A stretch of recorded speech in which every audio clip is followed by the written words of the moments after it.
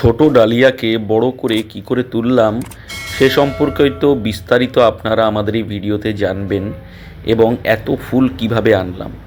Dahlia গাছ বাড়িতে লাগালে এত বড় বড় ফুল দেখলে বাগানে বড়ই সুন্দর লাগে বা ছাদে খুব সুন্দর দেখতে হয়। আপনারা ভ্যারাইটিস কালারের ডালিয়া ফুল নিয়ে আসবেন এবং সেটিকে লাগাবেন এবং এরকম বড় করে তুলবেন।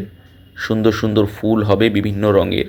তার জন্যে আপনারা পরিচর্যায় কী কী লাগবে, কী কী সার লাগবে, কতটুকু রোদ লাগবে, কতটুকু জল লাগবে, সব আমাদের এই ভিডিওতে আপনারা আজকে দেখবেন। ভিডিওটি ভালো লাগলে অবশ্যই আমাদেরকে লাইক করবেন এবং সাবস্ক্রাইব করবেন এবং সবুজ বসন্তের পাশে থাকবেন।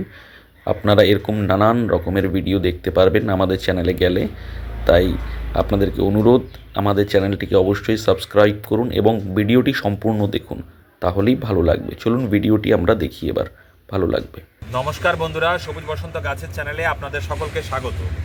যারা আজকের এই থাম্বনেল দেখে এই ভিডিওটি দেখতে এসেছেন, এত সুন্দর ফুল, এত বড় গাছ, এত বড় আকৃতি ফুলের, এগুলো সব কিছুই আপনারাও নিজের ছাদ বাগানে করতে পারেন। তার জন্যে কিছু নিয়ম আছে, যেমন কিছু সার আছে, কিছু ঔষধ আছে, কিছু অ্যাটমসফিয়ারিক অবস্থান আছে। এই সব কিছু আপনি যদি প্রথম থেকে শেষ পর্যন্ত ভিডিওটি দেখেন তাহলে জানতে পারবেন। এবং নিজের বাড়ির ছাদ বাগান বলুন, গার্ডেন বাগান বলুন বা মাটিতে বাগান বলুন, সব কিছুতেই আপনি এইভাবে ফুল গাছ তৈরি করতে পারেন।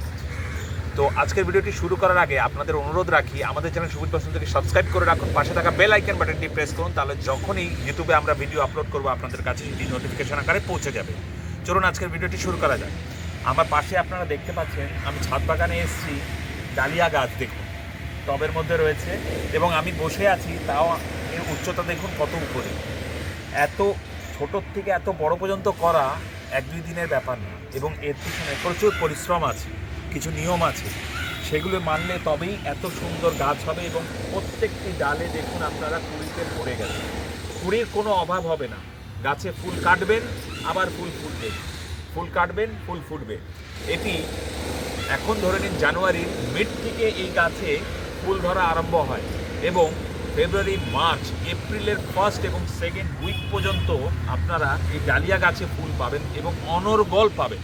তার পিছনে যে নিয়মগুলো সেগুলোই আপনাদের সঙ্গে শেয়ার করতে চাই। তার আগে আপনারা ফুলগুলো দেখে নিন। পিছনে ডালিয়া দেখুন কত বড় হয়েছে, ইয়েলিশ। আপনারা দেখলে বুঝতে পারবেন একটি গাছের মধ্যে কতগুলি ডালিয়া এবং কত সুন্দরভাবে সে বিকশিত হয়ে আছে। এবং এই গাছেও দেখুন কুড়ির কোনো অভাব নেই।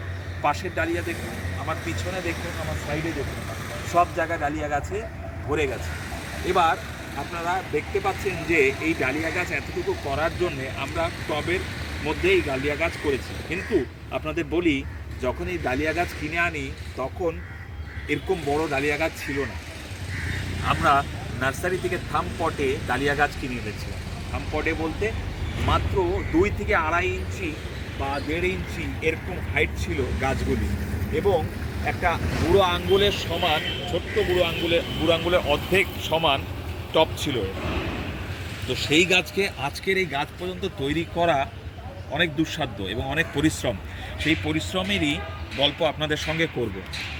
যখন আমরা সেই থামপটে গাছগুলিকে কিনে আনার পরে নিজের বাড়ির বাগানের মধ্যে রেখে দিই প্রায় 3 থেকে 4 দিন। ওইভাবেই শুধু জল দিতাম, আর কিছুই না, যাতে ড্রাই না হয়ে যায়, শিকড় না মরে যায়। তারপরে সেটিকে পলিব্যাগের মধ্যে এই গাছগুলিকে রিপোর্টিং করলাম। রিপোর্টিং করার সময় গার্ডেন সয়েল সঙ্গে আপনার একটু গোবর সার মিশিয়ে এটিকে পলিব্যাগের মধ্যে রিপোর্টিং করলাম। তারপরে এর গ্রোথ বাড়তে আরম্ভ করলো। কিছুদিন গ্রোথ বাড়ার পরে যখন দেখলাম প্রায় অন্তত 12 ইঞ্চি কাছাকাছি যাচ্ছে এর গ্রোথগুলো, তখনই আমরা এদেরকে ফাইনাল পটে রিপোর্টিং করলাম। এবং ফাইনাল পটে রিপোর্টিং করার যে নিয়ম সেটি আপনাদের সঙ্গে শেয়ার করতে চাই। প্রথমে আপনি যত ইঞ্চি টব নেবেন, ধরে নিন 10 ইঞ্চি টব নিলেন, 10টি ডিএপির দানা দেবেন এবং গার্ডেন সয়েলের সঙ্গে বালি মিশাবেন এবং গোবর সার মিশাবেন। ভালো করে মাটির প্রিপারেশন করে 2 দিন ধরে রোদে এবং অন এয়ারে মাটিটিকে রাখবেন, যাতে ভালোভাবে ওর মধ্যে ফাঙ্গাস যদি কোনো থেকে থাকে সেটি চলে যায়। এবং তার সঙ্গে একটু স্যাপ বা ব্যাবিস্টিনের পাউডার একটু ছিটিয়ে দেবেন।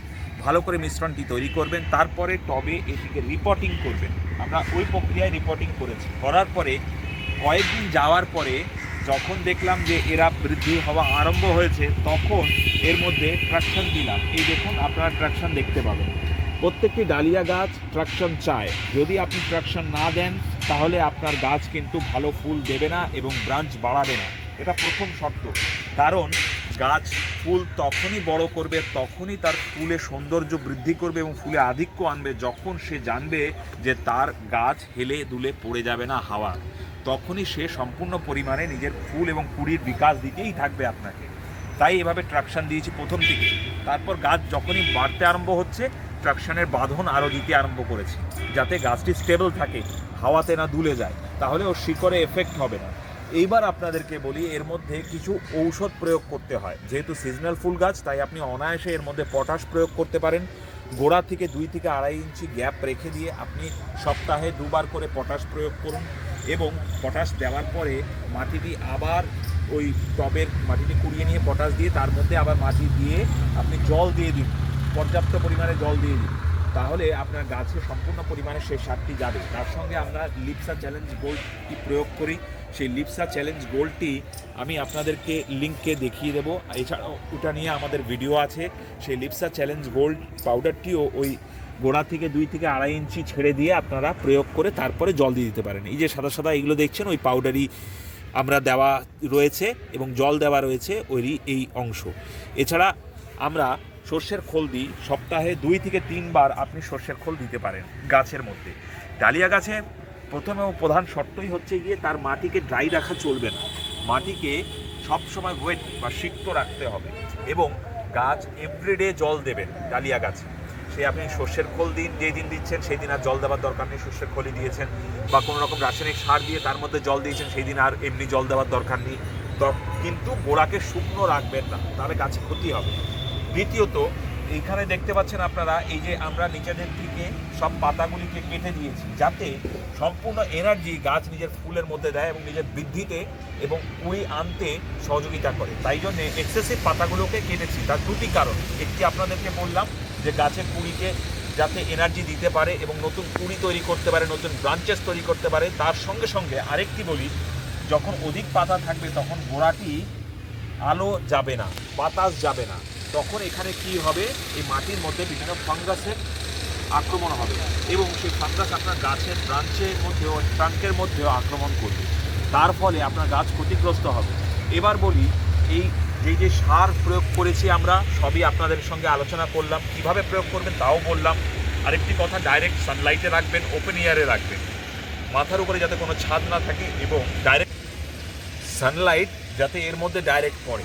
তাহলে এরপর আপনাদেরকে বলি কি কি ঔষধ প্রয়োগ করবেন। স্প্রে হিসাবে আপনি নিম তেল সপ্তাহে 3 বার প্রয়োগ করবেন, একদিন অন্তর অন্তর, টপ টু বটম, না হলে আপনার পাতার মধ্যে বিভিন্ন রোগ পোকার আক্রমণ ঘটবে। এর সঙ্গে সঙ্গে আপনি স্যাপ বা ব্যাবিস্টিন পাতলা করে গুলে আপনার স্প্রে বোতল দিয়ে টপ টু বটম স্প্রে করবেন সপ্তাহে 2 থেকে 3 দিন। অর্থাৎ প্রত্যেক দিন আপনাকে এই গাছের পরিচর্যায় থাকতে হবে, তবেই আপনি এত সুন্দর ফুল পাবেন এবং অনর্গল কুড়ি পাবেন। প্রত্যেকটি গাছেই আমরা অনর্গল পরিশ্রম করেছি, তার ফলস্বরূপ আপনারা দেখতে পাচ্ছেন এত পরিমাণে কুড়ি এবং এত সুন্দর ফুল, এবং ফুলের স্থায়িত্ব প্রায় 1 উইকের মতো থাকে। ধীরে ধীরে আকার বৃদ্ধিপ্রাপ্ত হয়, তারপরে ধীরে ধীরে ঝরে যায়। তার আগে আপনি এখন যেই অবস্থায় আছে আমি আপনাদের দেখাচ্ছি, ঠিক এই অবস্থায় আমি কাটিং করে নেব। কাটিং কোথা দিয়ে করবো, ধরুন এটা ফুল আছে, তারে এই পোর্শন থেকে আমি কাট করে নেব। তাহলে কি হবে, অন্যান্য কুড়িগুলোতে গাছ নিজে এনার্জি ট্রান্সফার করতে পারবে এবং আরও কুড়ি তৈরি করবে এবং ফুলের আকৃতি বৃদ্ধি করবে এবং ফুলের স্থায়িত্ব বাড়াবে।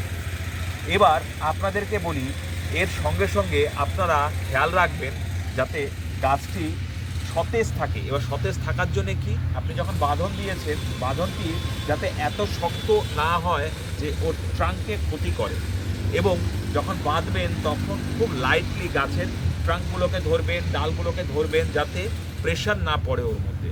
কারণ এটাই হচ্ছে ওর পাইপলাইন, যেটা দিয়ে ও খাদ্য সরবরাহ করে নিজের ফুল পর্যন্ত দেয়।